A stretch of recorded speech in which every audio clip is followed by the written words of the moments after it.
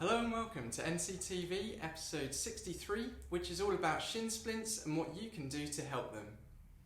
So what are shin splints? Well, shin splints, or medial tibial stress syndrome as it's also known, is a term used to describe symptoms of pain in the front of your lower leg next to the shin bone known as the tibia.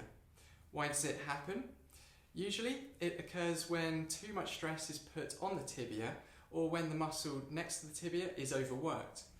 It most commonly happens from high energy exercise or sports that involve running and jumping and even dancing, especially if you have poor technique and are doing it on hard surfaces.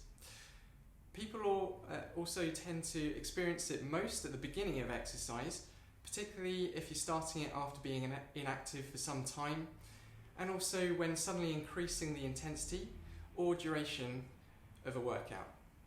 Flat feet, weak ankles, hips and core muscles can also contribute.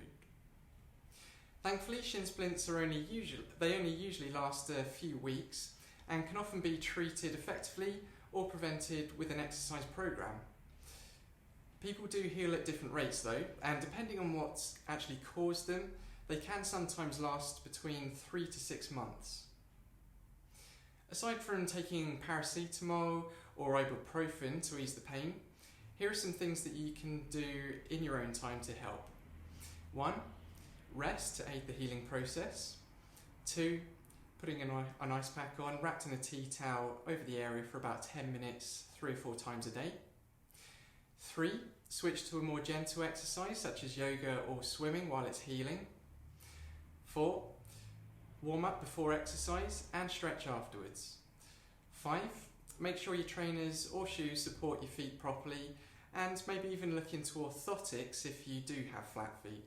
And finally 6.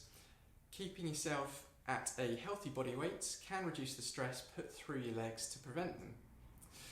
And on the flip side, some of the things you should avoid doing are the exercise that caused the shin splints in the first place, and coming back to the same level and intensity of the exercise that you were at too quickly.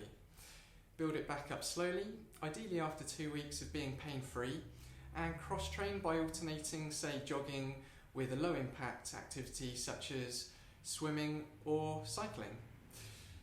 If you tried these things and it's not getting better, or it's actually getting worse, then booking yourself in to see the likes of an osteopath, physio, or maybe even a doctor if necessary, to help check for a stress fracture. So there we have it for today's bite-sized bit to help your health flourish, and I'll see you next time. Bye-bye.